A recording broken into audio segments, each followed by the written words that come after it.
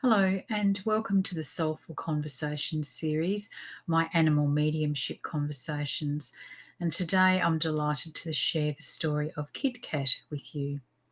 My name's Annie Bourke, and I'm just going to share my screen with you so that I can share this story.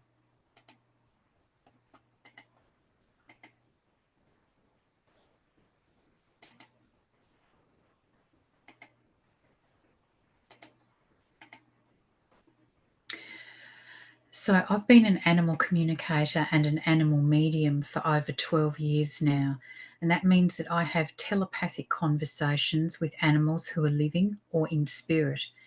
Now, telepathic communication is how animals talk to each other within species or between species, and that's domestic animals and wild animals.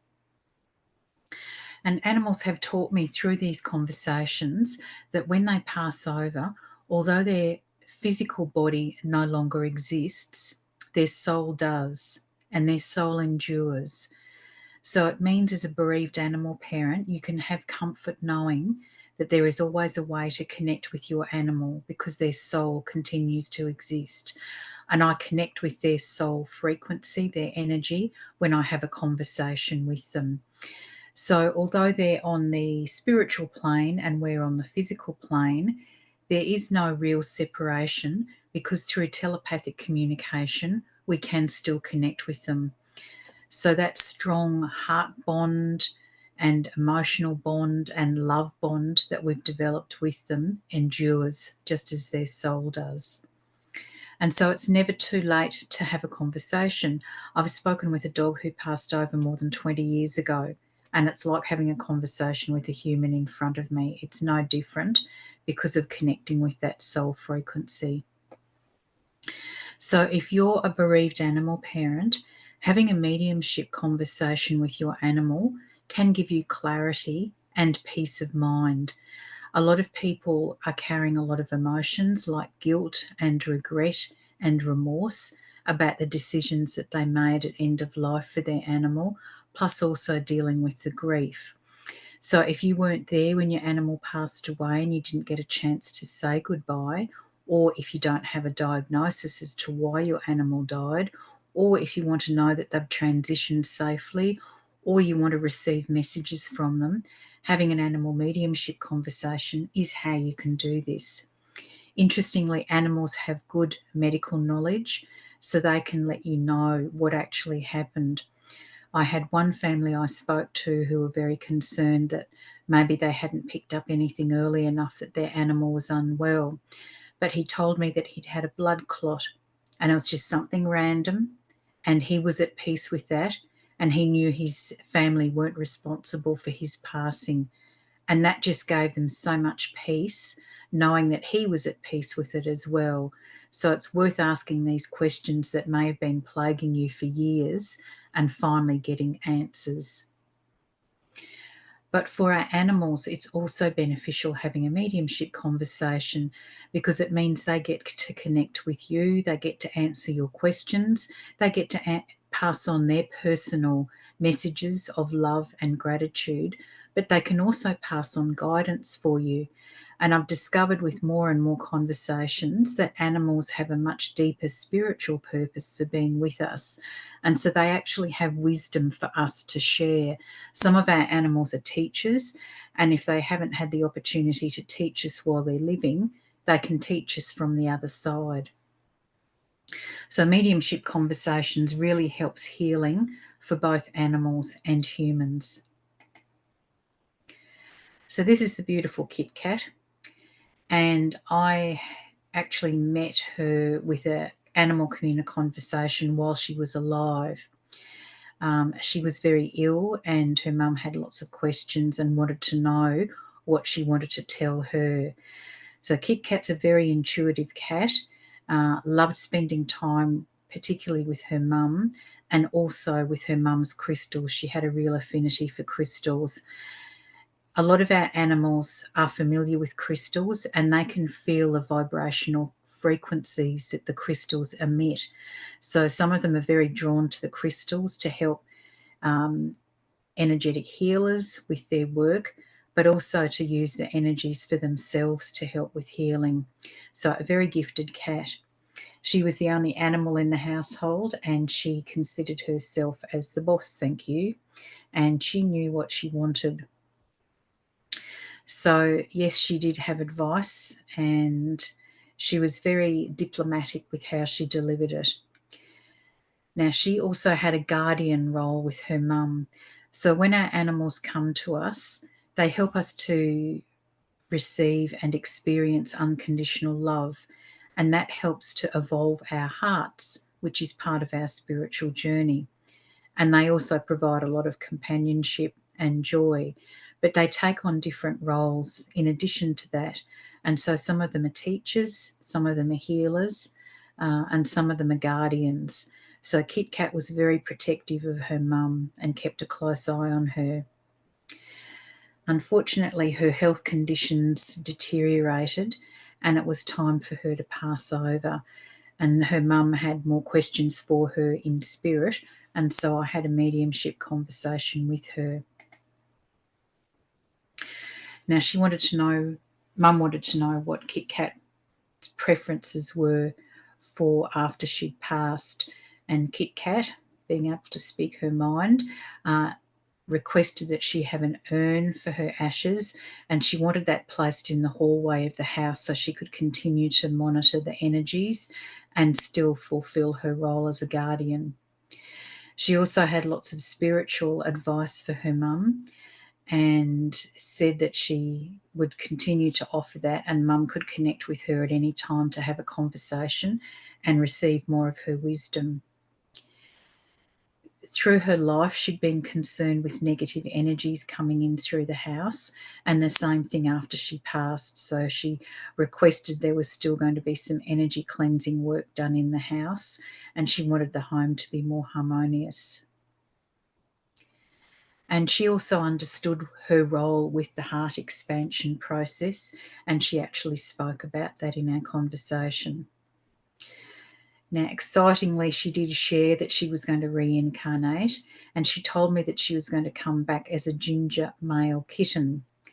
Now, she was not impressed at all with having to come back as a male. She really wanted to come back as a female, but she knew that that was the quickest option for her to return to her family. So she was going to take that option. She asked that she get called Hugo Boss, so she was setting herself up for being the boss of the family again. She was very specific with the time frame that she would be back and told me that she would be back by September. So, of course, Mum was very excited to hear this news and searched diligently throughout August and September trying to find a ginger male kitten, but unfortunately she couldn't find one and she was running out of time to find KitKat. On the last day of September, she was behind a car with a number plate that reminded her of a cousin. And it was actually through her cousin that Mum originally met KitKat. So Mummy's very intuitive, so she took this as a sign. So she contacted the cousin and said, look, this is the story. I'm trying to find this ginger male kitten and I've seen this number plate that reminded me of you. And surprisingly, the cousin's ginger cat had just had a litter of kittens 2 days beforehand, and she had a ginger boy. So Mum said that she would take the ginger boy, and so the cousin started calling him Hugo while he was still staying there till he was ready to leave his cat mum. And Mum actually had the opportunity to meet him before he left, and he just connected with her straight away and snuggled in her arms. So it's so interesting that our animals recognise us when they come back. They understand our energy. They recognise us on a soul level. So even though their soul is adjusting to being in a new body, there's still a recognition. So you might feel it in your heart, but there's something you just know when you see your animal's soul in a new body. And he was very cute as a kitten. So even as a kitten, he was very confident inside and outside the house, climbing trees, doing all sorts of things. But the one thing KitKat hadn't counted on was that Mum actually also adopted Hugo's sister, who she called Harriet. So Hugo thought he was coming back to the house as KitKat and being the sole animal and being the boss. But now he had to share his home and his humans with his sister. He was not impressed. So there were a lot of disagreements between the two of them, but they've now worked out their differences and they do get along together. But that was just an unexpected surprise for him to see his sister there as well. Now, there's so many of KitKat's behaviours that his family are seeing. So he still is a very protective guardian for his mum, and he even goes on walks with her. He still loves working with crystals, and mum plays the crystal singing bowls, and he's very drawn to that frequency as well. And he's making sure that the energy in the house is harmonious, just like KitKat did. Now, interestingly, KitKat loved Greek yogurt, and Hugo loves Greek yogurt, and Harriet won't touch it. And he waits outside of the house at the end of the day for his parents to come home, exactly like KitKat did. And he is still working to guide mum on her spiritual journey and offers advice. So, mediumship can really help us with the grief process, and it certainly helped KitKat's family knowing her wishes about end of life and receiving her guidance. And with having that conversation, they knew that she was definitely coming back, which meant they could start the hunt to find her in her new male body. And with the conversations I've had with animals reincarnating, a lot of them do come back as the same species, but they may be a different breed or different colour or different gender. And sometimes the gender swap is not the animal's first preference, but because that's an opportunity for them to get back to their family, they accept it. And as I said, KitKat was not impressed at all with having to come back as a male, but she's embraced that, and she's enjoying exploring life as a male with her sister. So, although KitKat was a very loved and very special cat and sorely missed when she had to pass away with her illnesses, it's such a relief to have her back again in Hugo's body and seeing all those similar personalities and traits. Sometimes you see just a few things and sometimes you see a lot. And it's quite funny adjusting to them when they come back, when they're in a completely different body and looking very different to last time. Some of the animals come back looking almost identical, and they often get called by their former name because they do look so similar. Obviously, Hugo is very different to KitKat, but he's still radiating the love that he did before and being very protective of his humans. And having Harriet there has just put a different energy into the house as well. So, how can you connect with your animals in spirit? I've got 3 ways that I can help you. You can book an animal medium conversation, like KitKat's mum did, where I ask your animal in spirit your questions. And I connect with animals through photographs. So I just need photos of your animals showing their face with their eyes open and their name, because I need to introduce myself to them and get permission to have a conversation. And I then ask your questions, I write up the answers and send them to you. With my question packages, you get the option of having a complimentary Zoom debrief session afterwards where I go through their responses with you. Unfortunately, I can't record their voices because with telepathy, you actually hear the voices in your head. It's not audible in your ear. And so there's no way that I can actually record that for you, but I can try and describe what their voice sounds like. Animals have got different voices, just like humans do. So different accents, different tones, different pitches. So it's just fascinating seeing what they sound like. I also offer an intuitive session, which is quite different to an animal communication session. And in this, I get you to prepare statements that have a yes or no answer. Like you could ask, is KitKat going to reincarnate in this lifetime? And I would get a response, and I can tell you yes or no. So that's another option. Or if you'd love to learn to talk with your own animals, then you can enroll in my Animal Communication Mentorship program. And I actually work with you one-on-one for 3 months. We have fortnightly mentoring sessions, and I work with you and 2 of your living domestic animals. Now, if you don't have 2 animals, don't panic. You can actually work with my cats, who have been working with a number of clients. I like people to work with 2 animals so that you get used to hearing different voices. And we do a number of increasingly complex activities so that you can master telepathic communication and know that your messages are being received and heard accurately, and that you're receiving messages. So if you're interested in any of those 3 options, please contact me. My email address will be in the notes underneath this video. I also have a number of free resources which I'd encourage you to access. So on my website, which is www.cosmicheartintuitive.com.au, I have 4 free guides for animal parents to download. And so I'd recommend you download the Coping with Pet Loss one.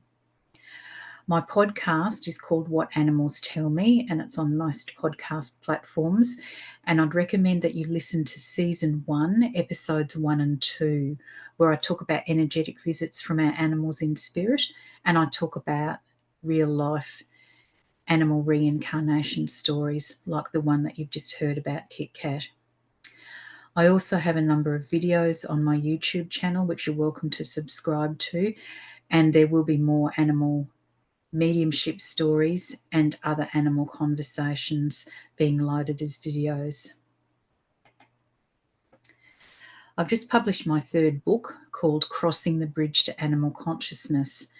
Now, I wrote this book particularly for bereaved animal parents because I've been there myself, and I know a lot of people feel that once their animal has passed, that that's the end. But animals have taught me that no, yes, it's the end of their physical body and this lifetime, but because the soul endures, there is the possibility that they can come back and have another lifetime if it's their destiny to do that. So in the book, I talk about their soul journeys. I talk about how to cope with bereavement and grief, what happens with energetic visits from the other side, including some real life stories, and then some real life stories about animal soul reincarnation, including KitKat's story. This is book 2 in a trilogy I'm writing about bridging animal consciousness, because I want people around the world to understand that animals have souls just like we do. They feel emotions just like we do, and there's no coincidence that your animal is with you. And that's one of the really powerful things with having a conversation, is you can find out why they're with you now, and if you've had past lifetimes and soul connections before. You can ask them anything. It's just fascinating finding out what they can tell you. And then my 3rd book, Evolving Hearts and Souls, I wrote because when I had my spiritual awakening, I had no idea that that's what was happening. I'd never heard about a spiritual awakening and didn't know who to ask for help. And so this is based on some of my personal experiences to help other people understand what's going on and to demystify some of the really weird things that can happen. Because as you awaken, your understanding of reality changes. And for me, having these conversations with animals and experiencing my animals reincarnating has just totally changed my understanding of reality and my appreciation for life after life, and that soul reincarnation is real. So if you'd like to buy any of those books, they're available directly from me for those of you in Australia, and my email address is there to contact me. Or for anywhere outside Australia, you can purchase my books through Amazon online.